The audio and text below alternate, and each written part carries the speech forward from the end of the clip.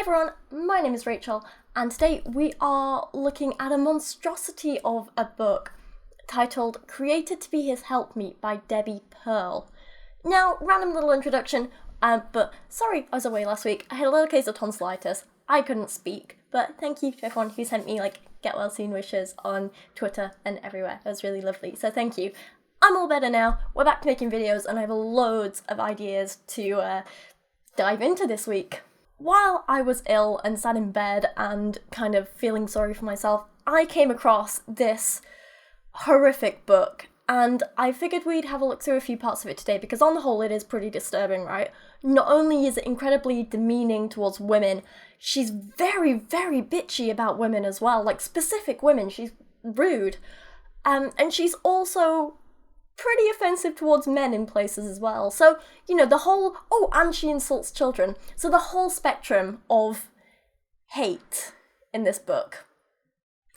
Because why not? Now, before I start, I have to state that there are a couple of little parts of this book that I'm not completely against. Not every single sentence is terrible. It has some little bits of semi-useful information in there, right? For example, I completely respect that this woman is clearly really happy with her life. I get that, I like that, I'm happy for her.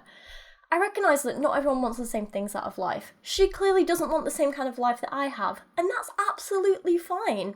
I also respect the fact that she's like, I'm happy and I just want everyone else to be as happy as me. I like that. But I think it's just a shame that she doesn't realise that her way isn't the only way to be happy.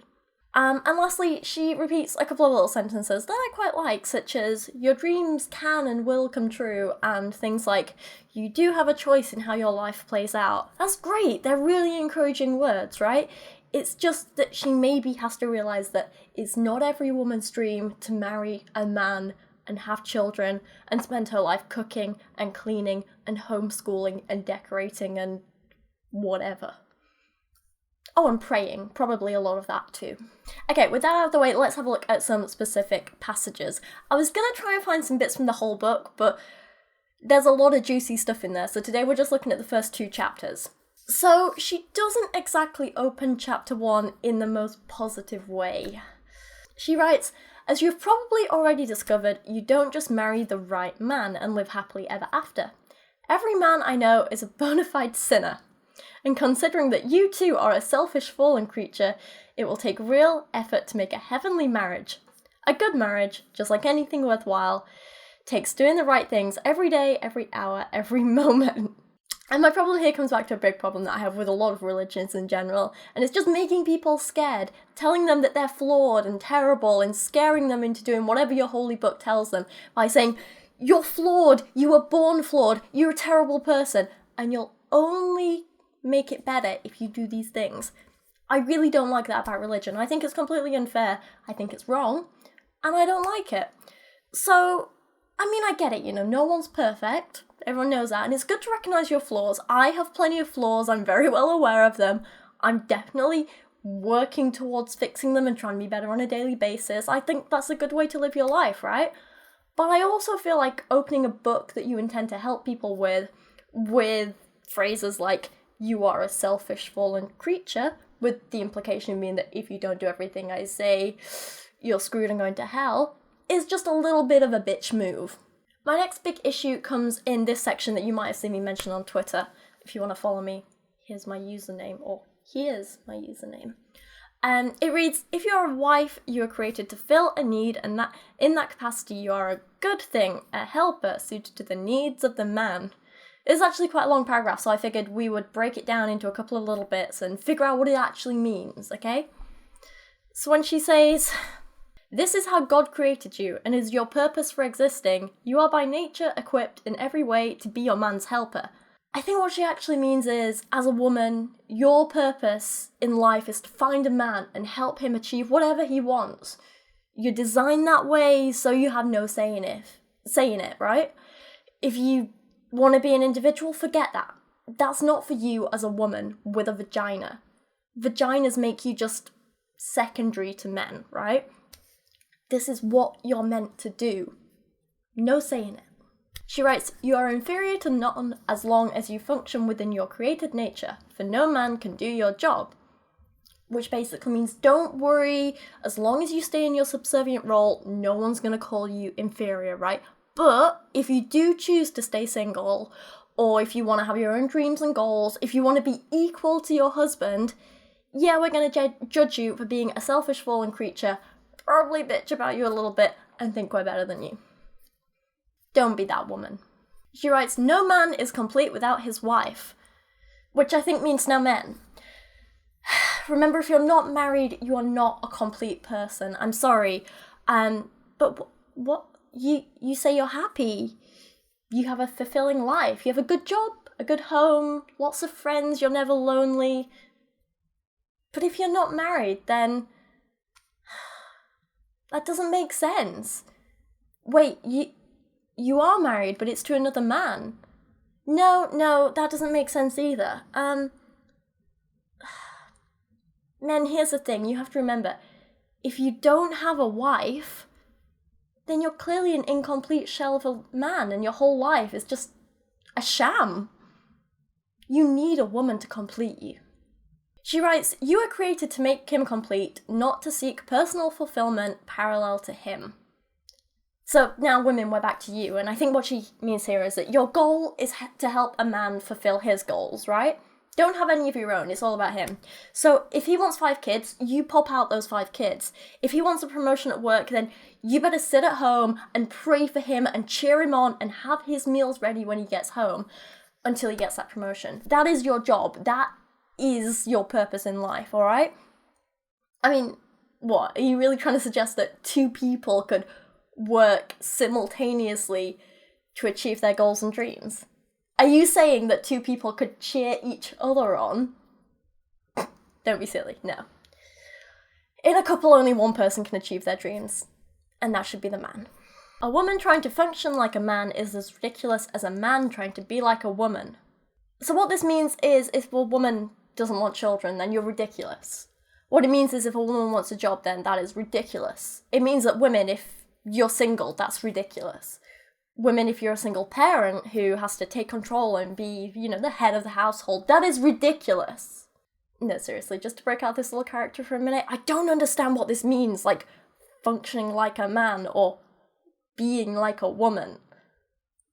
What does that really mean? I mean, other than if a woman was trying to generate sperm to impregnate her partner, that is functioning like a man, and that is ridiculous. Probably. Other than that, what? A unisex society is a senseless society, a society dangerously out of order. So this means there should be a clear separation of genders, okay? I think it would be good to have kind of like cordoned off areas for women in society, right? Women should be in one little area, caring for homes, having kids, doing a bit of cooking and cleaning. Men do everything else, okay? Men are the ones with the brains, the ideas, the logic. They're the only ones who can do that stuff. I mean, God, can you imagine if a woman tried to do the things that only men should do? We would literally have chaos. Seriously, right? Throughout history, women may be responsible for things like inventing solar power and syringes and computer programming and wireless tech and so on, right? But it only leads to chaos. And honestly, I'm pretty disgusted with those women. Because I think men would have invented those things eventually, and women just came in earlier, took all the credit, and they took the glory away from those men, and I think that's pretty disgusting, to be honest. Women try to do what men do. Come on. Only men do the thinking. Actually, I vote that women shouldn't even be allowed to vote anymore. I mean, imagine how ridiculous a society would be where, like, all adults were treated as equal. Can you imagine that? It's time people realise what a big effect someone's genitals actually have on their brains. I think it's time that we realise that vaginas, they get in the way when you're trying to think rationally or logically. If you want to say on local politics in your area, you can't do that with a vagina. It's stupid. Like in the home, if me and Dan are trying to decide if we want to open a new bank account with this bank or this bank, I can't have a say in that because of vagina. Why don't people realise this? Okay, back in the real world of logic and reason and, me not acting like a crazy person, we have this weird little passage here that says, women who do not want to do the will of God in regard to their husbands remind me of atheists, always ready with a few reasons not to believe, but never considering the many reasons to believe. It is in your nature to be your husband's helper, don't fight it. Now, personally as an atheist, I have of course considered all the reasons to believe in a God. I've considered a lot of the evidence for believing in a God, and I just don't see enough evidence to believe or worship any of them. Similarly, I've thought about what my life would be like if I just lived to make my partner happy. And seriously, I think it would suck for the both of us. As much as I love cheering Dan on at work and discussing, work problems with him and seeing if I can give him advice at any point, he loves coming to me with video ideas and, episode topics for the Here and How podcast, and he loves looking over my, YouTube stats and, picking out cool patterns, and then we, talk about them and, oh, why did this happen? Because that's the thing, our life is so awesome because we're both pretty awesome people separately, and then together we just bounce off each other and we build each other up, and it's great. I love that. My whole life isn't about Dan, and if it was just about him and making him happy, and it would just be a little bit empty, I think. And I think that would also make all the time before I knew him a little bit pointless, especially if I wasn't using that time to fully prepare myself to be ready for Dan. I mean, do you really want to tell me that the first 22 or so years of my life were a waste? Because I can tell you for a fact that they were not. But if me and Dan broke up, I'd still be a crazy awesome person by myself, and he'd still be a crazy awesome person by himself. And I know he'd go on and have a wonderful career and life and tons of amazing friends and do tons of amazing stuff. And I know I'd still go on and have an amazing career and friends and life and probably 700 puppies. Separately, we're both awesome. Together, we're both awesome. That's just how couples work. So, I'm not fighting anything. I'm not fighting being his helper. I'm just happy being his equal, and he's happy being mine. And that's what makes us happy, and I don't think you should encourage everyone to try and force themselves into this one ideal that you have, you know what I mean?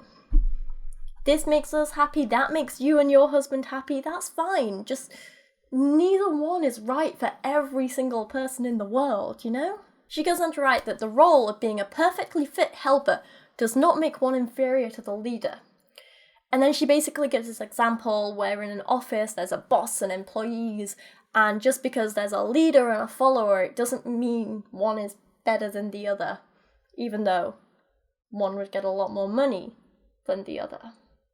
She literally compares the husband to being on the board of directors and says that wives are not on the board of directors and they don't have an equal vote. They don't have a vote at all. Only the husbands. But if you're a good little wife and you make him happy, then occasionally he might let you do some stuff, or he might ask for your advice. Occasionally. But it's down to him. It's his decision, because he is the boss. I'm sorry, no, but that's not how I want to live my life. And that's not the perfect life you should be promoting. I don't think that's a healthy life for the majority of people, let's be honest. I wouldn't want to go into a job where I'm told, okay, this is the level you can reach.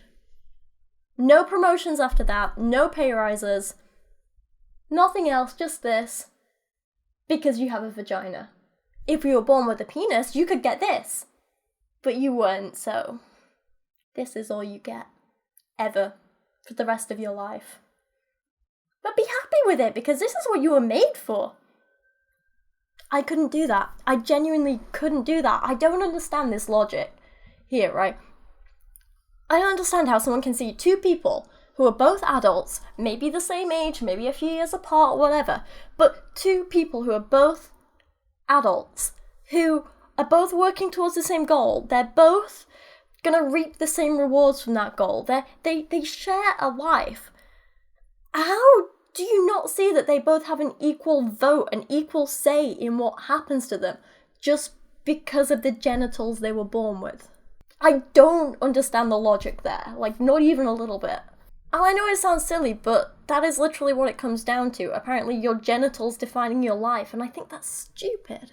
Now I just quickly want to share one of the stories from the book with you, and it's one with a semi-decent message, because it's basically about how your outlook on things in life will alter people's perceptions of you, right?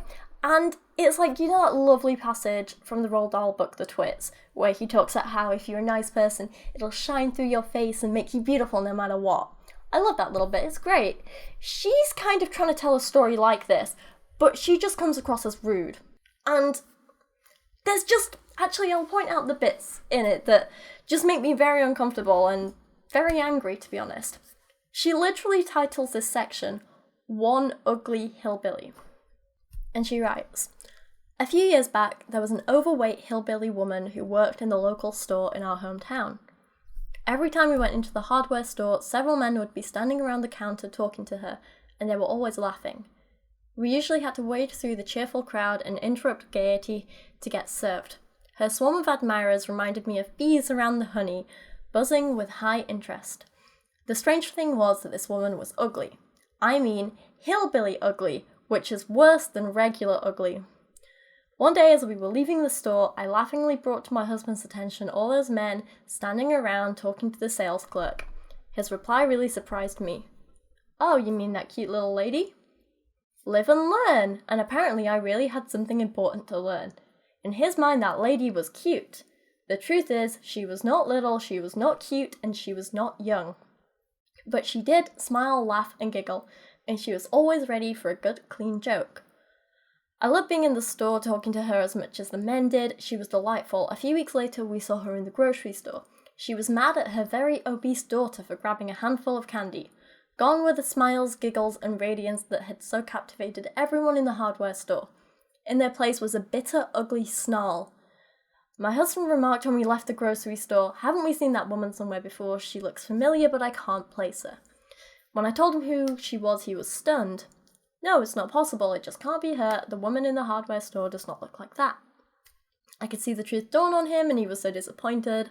The funny thing was, the woman just looked like she always did. She was the same size, same scraggly hairstyle, the same clothes style, the same everything she was when we saw her in the hardware store. All she lacked was her glorious smile. It was her most valuable asset."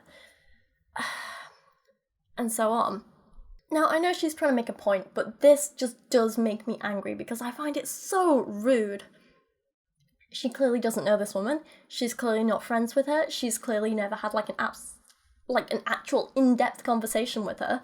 All she's seen is that, oh, on these occasions she's smiling and laughing with friends, and this one time she might have been having a bad day, her kid was misbehaving, and she shouted at her kid.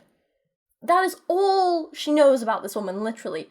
And yet she has the cheek to write things in her book like, "This woman was ugly, I mean hillbilly ugly, which is worse than regular ugly. And the truth is, she was not little, she was not cute, and she was not young." She describes her as having the same scraggly hairstyle. It's just rude, it's bitchy, honestly, it's an ugly thing to say about someone. How about you judge people on the content of their character and not on how they look, or their age, or whether you like their style or not? Don't describe someone as hillbilly ugly, which is worse than regular ugly.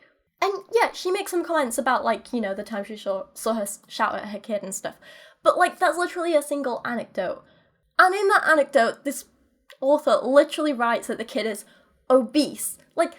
Was that really relevant to the story? Do you have to point out physical flaws in everyone that isn't you? It just seems unnecessary and rude and judgmental. And describing the mother as having a bitter, ugly snarl, it's judgmental and bitchy and unnecessary, and I do not like it. I mean, imagine if you just met this woman for the first time, and it was at a party or on the street or in a shop or whatever, right? And she told you this story. To me, that would say more about the woman telling the story than it did about the woman shouting at her kid in the shop. One time.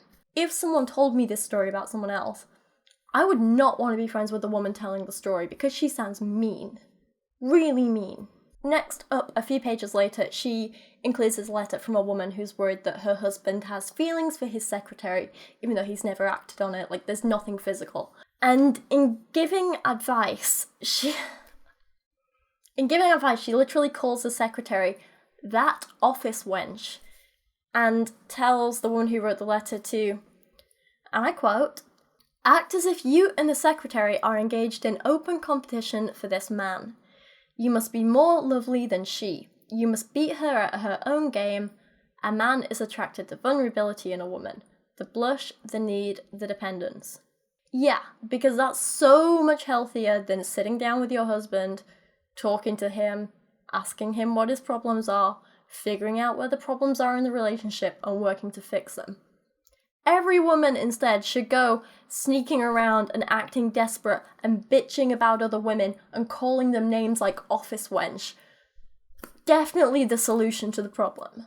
And anyway, with that, they are the first 2 chapters of this horrific book that just seems like it's full of mean, bitchy anecdotes and her saying everyone needs to live like me and be subservient and don't complain about it because God made you this way. I don't like it. It seems very mean. It's just all rude and horrible, and she just offends everyone and puts everyone down, and I don't like it. I really don't like it. But with that said, if you'd like to hear more from this book, please let me know.